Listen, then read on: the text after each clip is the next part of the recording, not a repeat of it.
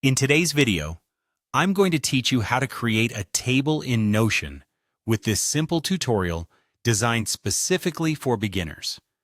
If you're new to Notion, you might feel a tad overwhelmed by its versatility, but once you get the hang of it, you'll see just how powerful this tool can be for organizing various aspects of your life and work. So let's dive right in. The first thing you'll need to do is open Notion on your browser or desktop app.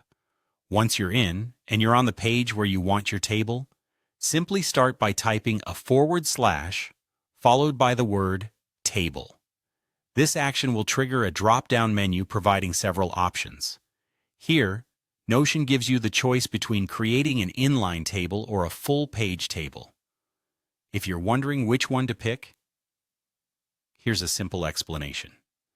An inline table is great for when you want to have your table as part of a larger page, where you might also have text, images, or other elements surrounding it. A full-page table, on the other hand, gives your table its own dedicated page, which can be very useful if you expect it to grow in complexity, or if you simply want to focus on that table without any distractions. Choose the option that best fits your needs at the moment. Now that you've chosen the type of table you want, the next step is to add properties to your table. Properties are essentially the different types of data you can organize in your table, such as text, dates, or numbers. Click on the header of each column to open its menu. Here you can rename the column and select the type of property that suits your data needs.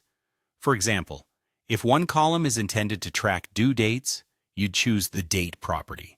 If another is for task names, text would be your go-to. With your columns set up, the next part, filling in the rows with data, becomes intuitive. Click on the cells below your column titles and start entering the data. This could be anything from names, tasks, deadlines, or numerical data, depending on what you're trying to track or organize. Remember, these cells are quite flexible, so don't hesitate to change your mind and adjust the entries as needed. And there you have it. You've created a table in Notion. As you get more familiar with Notion tables, you'll find that they can do so much more than just display data. You can sort, filter, and even link pages together.